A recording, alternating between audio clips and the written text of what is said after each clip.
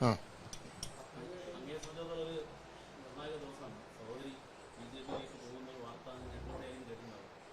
അത് വളരെ ദൗർഭാഗ്യകരമായ തീരുമാനമാണ്. കാരണം കേരളത്തിലെ കോൺഗ്രസ് പ്രവർത്തകരും UDF പ്രവർത്തകരും 20 ലോക്സഭാ മണ്ഡലങ്ങളിലും വിജയിക്കാനുള്ള തീവ്ര ശ്രമത്തിൽ ഏർപ്പെട്ടിരിക്കുന്ന സന്ദർഭത്തിലാണ് ഇങ്ങനൊരു തീരുമാനം പത്മജയുടെ ഭാഗത്തുനിന്നുണ്ടായത്. ഇപ്പോൾ ഞാൻ ചാനലിൽ കണ്ട ചില സൂചനകളിൽ നിന്ന് കോൺഗ്രസ് പാർട്ടിയിൽ നിന്ന് അവഗണനയുണ്ടായി, ചിലരൊക്കെ ഒരു മത്സരിച്ച തെരഞ്ഞെടുപ്പുകളിൽ കാലുവാരാൻ നോക്കി എന്നൊക്കെയുള്ള ചില പരാമർശങ്ങൾ കാണുകയുണ്ടായി.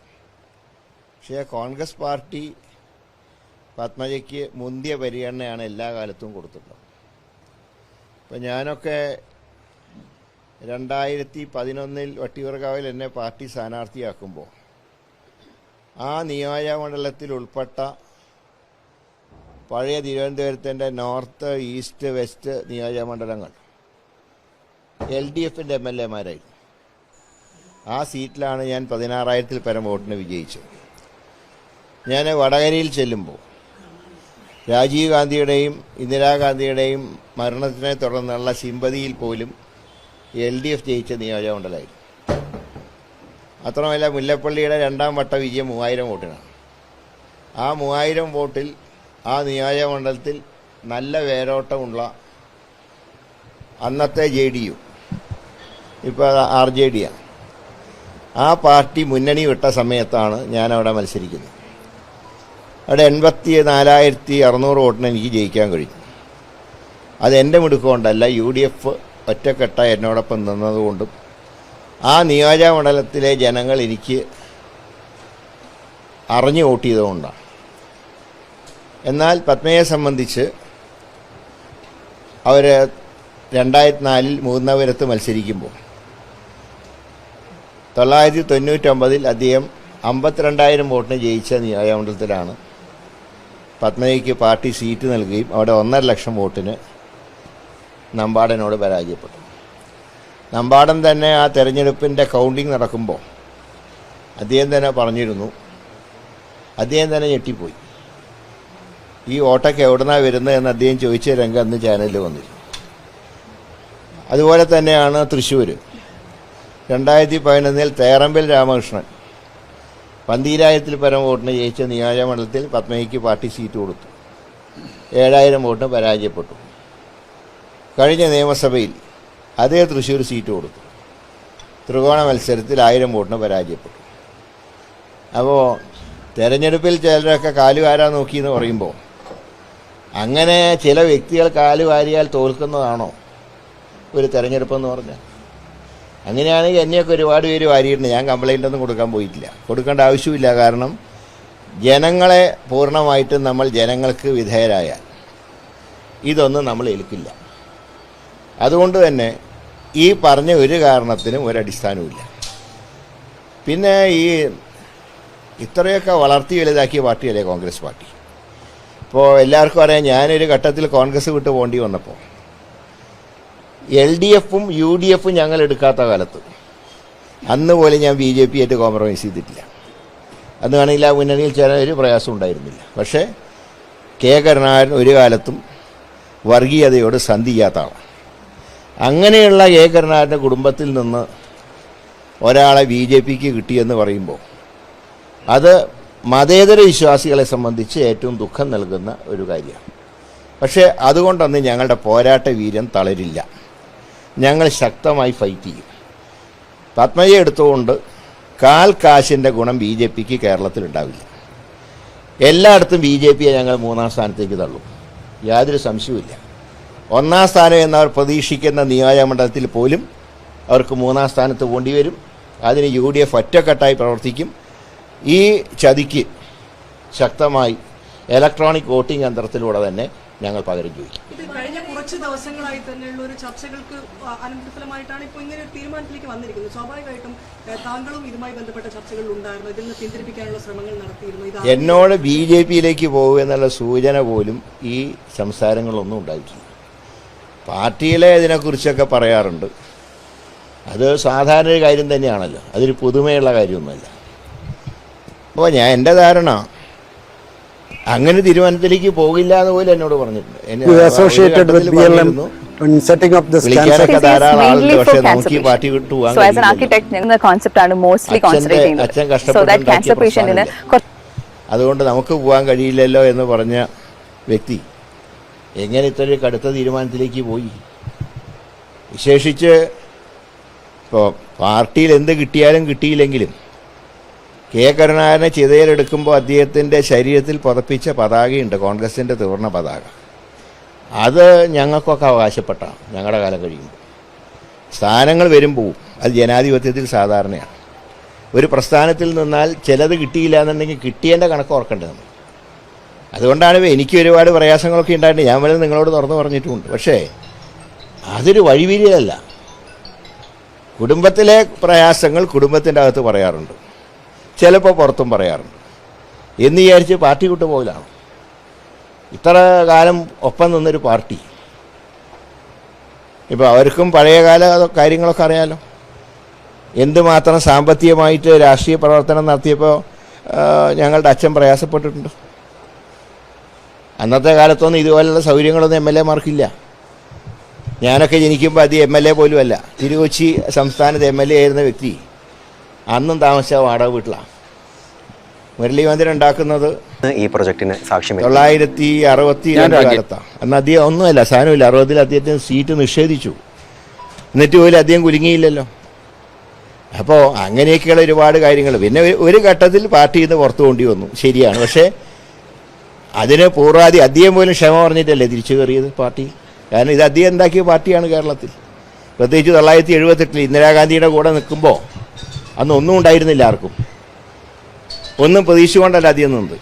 ഞാൻ ഇപ്പോഴും ഓർക്കുന്നുണ്ട്, 78 പാർട്ടി വളർന്നപ്പോൾ അന്നാണ് അദ്ദേഹം ആദ്യമായിട്ട് രാഷ്ട്രീയം വീട്ടിൽ സംസാരിക്കുന്നത്. അദ്ദേഹം ഞങ്ങളോട് ചോദിച്ചു, നിന്നാൽ ഒരു പക്ഷേ രാഷ്ട്രീയ അന്ത്യമായിരിക്കും, പക്ഷേ ഞാൻ അവരുടെ കൂടെ നിൽക്കാനാണ് ഇഷ്ടപ്പെടുന്നത്, അവരോടൊപ്പം മുങ്ങാനും ഞാൻ തയ്യാറാണ്.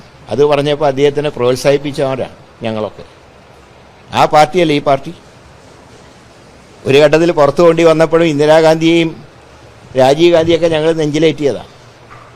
ഞാൻ കോൺഗ്രസ്സിന് പുറത്തുള്ളവരും നിങ്ങൾക്ക് പരിശോധിച്ചാൽ കാണാം, അവരുടെയൊക്കെ ജന്മദിനങ്ങളും ചരമദിനങ്ങളൊക്കെ ആചരിച്ചവരാണ് ഞങ്ങളൊക്കെ. നിലവിലുള്ളവരോട് കുറച്ച് അഭിപ്രായ വ്യത്യാസം ഉണ്ടായിരുന്നു, അതൊക്കെ പരിഹരിച്ചു. അപ്പോൾ അതിനുശേഷം കിട്ടിയ സ്ഥാനങ്ങളെക്കുറിച്ചൊക്കെ നമ്മൾ ഓർക്കണ്ടേ? ഒരു ബന്ധം വെറുപിരിയലാണോ? അതുകൊണ്ട് ഇത് ഒരു കാരണവശാലും ഇത് അംഗീകരിക്കാൻ കഴിയില്ല. ഇനി ഒരു തരത്തിലുള്ള ബന്ധുവാരുമായിട്ടില്ല. കോൺഗ്രസിന്റെ രണ്ട് നേതാക്കന്മാർ, ഏറ്റവും വലിയ രണ്ട് നേതാക്കന്മാരുടെ മക്കളാണ് ഇങ്ങനെ ഒരു BJP-യിലേക്ക് പിന്മാറുന്നത്. സ്വാഭാവികമായിട്ട് എന്തായിരിക്കും കോൺഗ്രസിന് അതിനുള്ളിൽ നടക്കുന്നത്? അതിന്റെ എന്തെങ്കിലും വിഷയങ്ങൾ ഇതൊന്നും പോയാൽ ഇത് ഞാൻ പറയാം. പാർട്ടി ഇവരെ രണ്ട് നേതാക്കന്മാരും ഒരുപാട് കഷ്ടപ്പെട്ടിട്ടുണ്ട്. അതൊന്നും അനുഭവിക്കാത്ത മക്കൾക്ക് ചിലപ്പോൾ ഇങ്ങനത്തെ ദുഷ്ടബുദ്ധി ഉണ്ടാവും. ഞാൻ കുറേ അനുഭവിച്ച ആളാണ്. അതുകൊണ്ട് തന്നെയാണ് ആ പാർട്ടി വിട്ട് ഈ രാജ്യം നശിപ്പിക്കുന്ന ഒരു ശക്തിയുടെ കൂടെ ചേരാൻ പോകുന്നത്. പ്രോത്സാഹിപ്പിക്കാനും ചിരിക്കാനും കളിയാക്കാനൊക്കെ ആൾക്കാരുണ്ട്, ഞങ്ങൾക്കറിയാം. അതിനെയൊക്കെ ഞങ്ങൾ നേരിടും. നേതൃത്വത്തിന് കഴിയാഞ്ഞിട്ടല്ല, അവനവൻ്റെ ആഗ്രഹങ്ങൾ അതിലേറെ വളർന്നു കഴിഞ്ഞാൽ വർക്ക് അറ്റ് ഹോമുള്ള ആൾക്കാർക്ക് ഇത്രയൊക്കെ സീറ്റ് കൊടുത്ത, ഇത്രയൊക്കെ സ്ഥാനം കൊടുത്ത പോലെ ഞങ്ങളൊക്കെ ഒരുപാട് കഷ്ടപ്പെട്ടിട്ടുണ്ട്. അത്രയൊക്കെ അവർ കഷ്ടപ്പെട്ടിട്ടോ എന്നുള്ളത് ഞാൻ അതിനെക്കുറിച്ച് പറയുന്നില്ല. അതാവുന്ന തെരഞ്ഞെടുപ്പിലേക്ക് അടുത്ത് നിൽക്കുന്ന സമയത്താണ് ഇമാരി ചതി. ഇതിനെ ചതി എന്നല്ലാണ്ട് എന്താ പറയുക?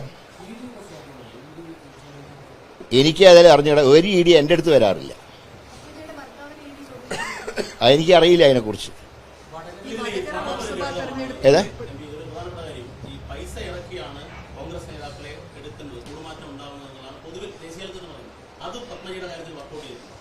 ഞാൻ പറയട്ടെ, ഒരു സുപ്രഭാതത്തിൽ ഒരു വ്യക്തി പാർട്ടിയിൽ നിന്ന് പോകുമ്പോൾ എന്തെങ്കിലുമൊക്കെ അതിൻ്റെ പിന്നിൽ, പക്ഷെ തെളിവില്ലാണ്ട് അതിനെക്കുറിച്ച് ഞാൻ പറയുന്നില്ല. പക്ഷെ ഒരു കാര്യമുണ്ട്, ഈ ED-യും KD ഒന്നും ഞങ്ങളുടെ അടുത്തൊന്നും വരില്ല. അത് കണ്ട് ഞങ്ങളെ പേടിപ്പിക്കും വേണ്ട. നിയമത്തെ അക്കൗണ്ട് പൂട്ടിച്ചിട്ട് ഒരു ED എൻ്റെ അടുത്ത് വന്നില്ലല്ലോ. ഇനി ED വന്നിട്ട് പേടിക്കാനും പോകുന്നില്ല. അതിനൊക്കെ നിയമത്തിൻ്റെ വഴിക്ക് വെച്ച് ഞങ്ങൾ കണ്ടോളാം. വടകരയിലെ വോട്ടർമാരെ അവർക്ക് എന്നെ അറിയാം. ഒരു കാരണവശാലും വർഗീയതയായിട്ട് കോംപ്രമൈസ് ചെയ്യാത്ത ആളാണെന്ന് എന്നെക്കുറിച്ച് അവർക്ക് നല്ല ബോധ്യമുണ്ട്. അതുകൊണ്ട് തന്നെ ഈ പരിപ്പൊന്നും അവിടെ വേവില്ല.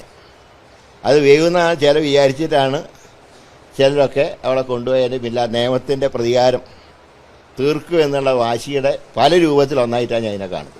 താങ്കൾ സ്ഥാനാർത്ഥിത്വത്തിൽ നിന്ന് പിന്മാറുമെന്നുള്ള വാർത്തകൾ അങ്ങനെ യാതൊരു കാര്യം പാർട്ടി പറഞ്ഞാൽ ഞാൻ ശക്തമായിട്ട് പോരാടും. എൻ്റെ പാർട്ടിയുടെ നയങ്ങൾ വെച്ചുകൊണ്ട് എൻ്റെ നേതാവ് രാഹുൽ ഗാന്ധി ഇന്ത്യയുടെ പ്രധാനമന്ത്രിയാക്കാൻ വേണ്ടി ഞങ്ങൾ പോരാടും ശക്തമായിട്ട്.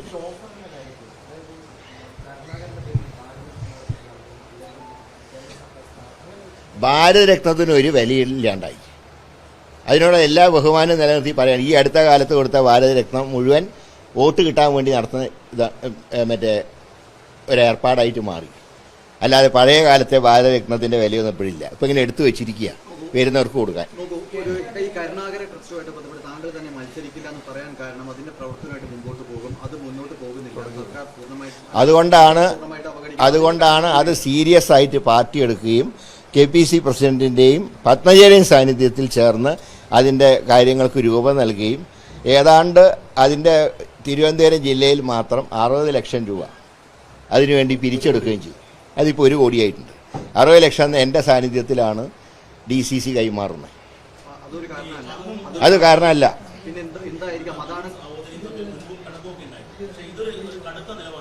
തീർച്ചയായിട്ടും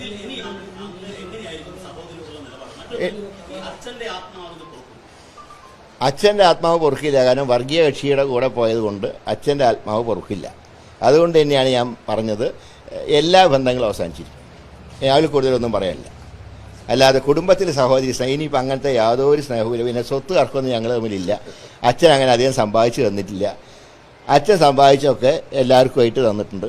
സ്വത്ത് തർക്കവുമില്ല, ഒരു തർക്കമില്ല. പക്ഷേ പാർട്ടിയെ ഒരു ഘട്ടത്തിൽ ചതിച്ചവരുമായിട്ട് അത് സഹോദരിയാണെങ്കിൽ ഇനിയൊരു കോംപ്രമൈസ് ഇല്ല. എങ്ങനെ 1% പോലും അവകാശപ്പെടാൻ പറ്റില്ല. 1% പോലും. അദ്ദേഹം അന്ത്യവിശ്രമം കൊള്ളുന്ന സ്ഥലത്ത് സംഖ്യകൾ നിരങ്ങാൻ ഞങ്ങൾ സമ്മതിക്കില്ല. ഒറ്റക്കെട്ടായി ഞങ്ങൾ അക്കാര്യത്തിൽ ഒരുമിച്ച് നിൽക്കും.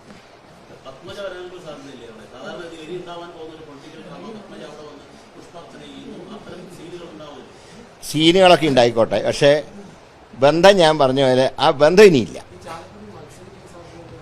അത് നല്ല കാര്യമാണ്. മത്സരിച്ചാൽ സംഭവം നോട്ടയ്ക്കാണോ കിട്ടുക BJPക്കാണോ കിട്ടുക അന്ന് നമുക്ക് കാണാം.